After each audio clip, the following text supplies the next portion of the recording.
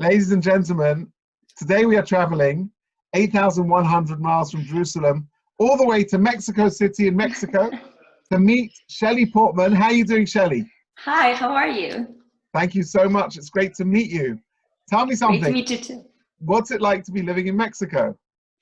I honestly love it. Like there's so much culture here. It's like everywhere you go, it's amazing. The beaches are insane, to be honest, even though I don't live near a beach. But the culture is amazing. The people are amazing. Like there's no place like Mexico if you want to have really warm people around.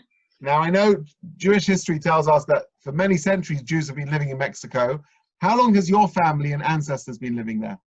So I'm the fourth generation of my Mexican family. Before that, my family was living in Poland and in Russia. So if I was to ask you a little bit about the demographic, what's the community makeup like? Is it all Ashkenazi, Sephardi? What's the makeup of the community like?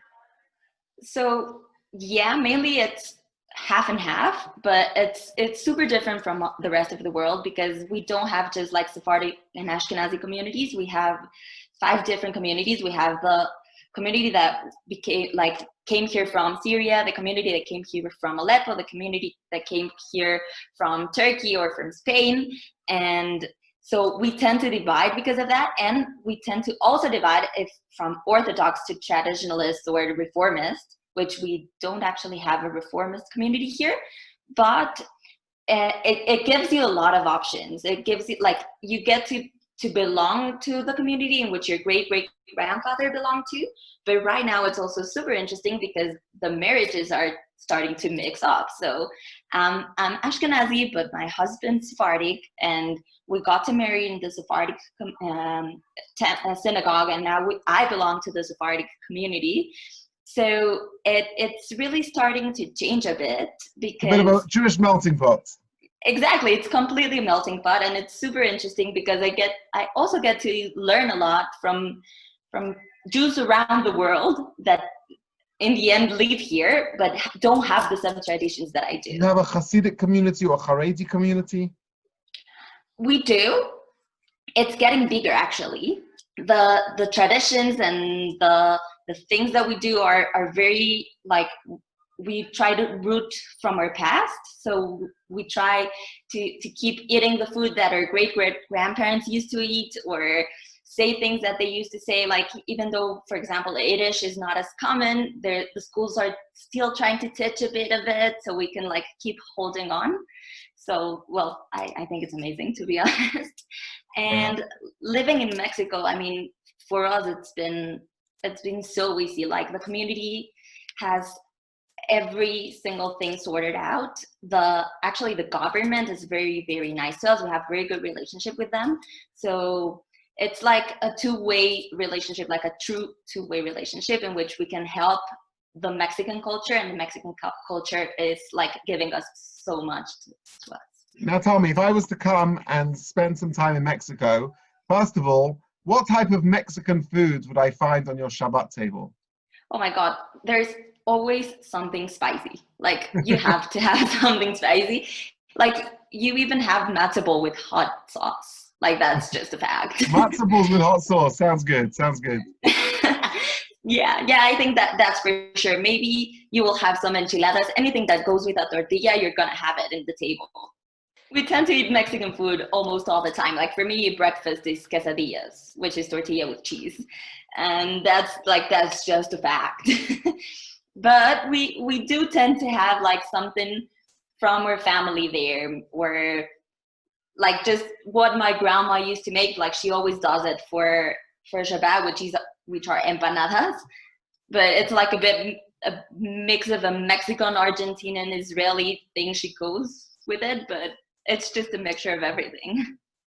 If you could tell me a little bit about the demographic of the community, what's the schooling like, education, Jewish life? I know you have a very prestigious position. You're the president of the Jewish Youth Congress, so you oversee the Jewish youth of Mexico. Tell us a little bit about your role with that and what the general demographic is like and education is like. So we have a lot of schools, and they vary if you want Orthodox schools or not that Orthodox.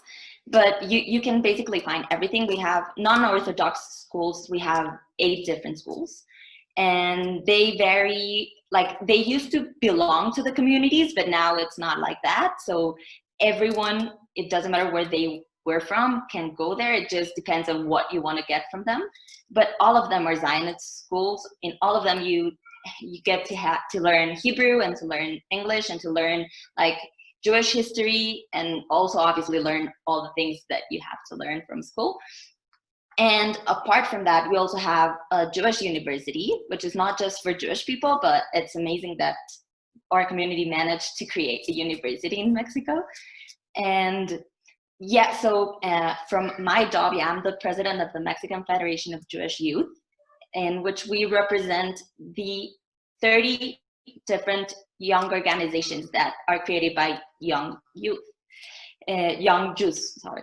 And what they do is that maybe there's Tnot Noir or community movements or maybe cultural movements or stuff like that that were created by young people, but they were not being represented to the leaders of our community. So what I do is I gather them together, and I'm the voice of them for our community.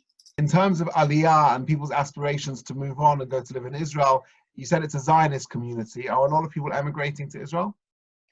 So we're very, very Zionist, but not a lot of people go there because, to be honest, we live so well here.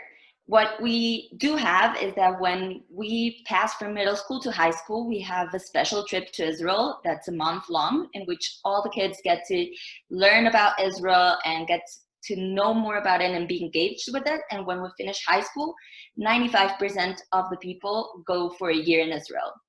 Tell me something, do you experience any anti-Semitism in Mexico? We're super lucky. To be honest, people don't even actually get to understand what BDS is like, because we've never been targeted for being Jews. Oh, really? Wow, that's incredible. What would you say is the greatest challenge facing your community?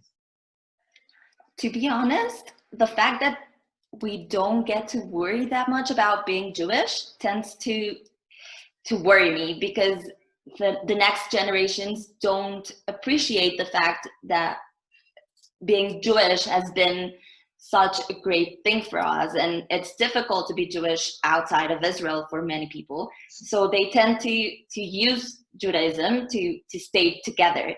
But if you're not feeling the danger of it and you're not being attacked or anything, then you just forget about it. And so I feel like in a certain way, the lack of anti-Semitism almost makes you too comfortable, and you take your Judaism for granted in a certain way. Exactly. Interesting. And in 50 years from now, how would you imagine the Jewish community of Mexico would look?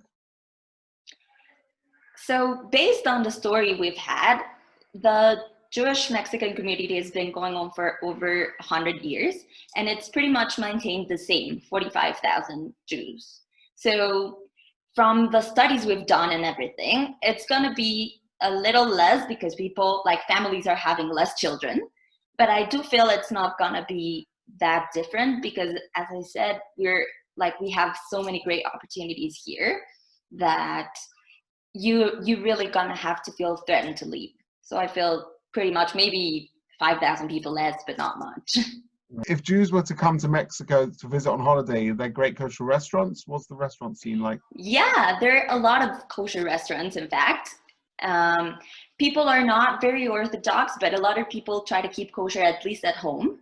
So that's also interesting because you get a lot of food options. A lot of supermarkets have kosher options, and we obviously tend to live in closer groups. So we have 4 or 5 specific places in which most of the Jews live, and we have a lot of restaurant options there. So you won't have a problem with that. What does it mean to you to be a Jew? For me, like, I know it's super cliche, but it's a way of living. It's knowing that you can do better and you have to do better for the world. You know, there'll be a lot of Jews around the world watching this. Do you have a message you want to share with other people your age, older and younger, Jews across the world? What's your message for them? I think we should just be one. Like, I know every Jew is different, and as they've always said, if there are 2 Jews, there's 3 different opinions. But in this time, we should be together. Like, I think, and it doesn't matter where you're from, it doesn't matter what you want to do or what you want to be, we should all stay strong and stay together, because like the future is going to depend on that. Well, Sheli Portman, it's been really wonderful to chat to you. Thank you so much for this opportunity, and I wish you ongoing success. And if you're ever in London, come and look us up in St. John's Wood. That's for sure. I would love to go there soon. Thank you so much. All the best. Thank you.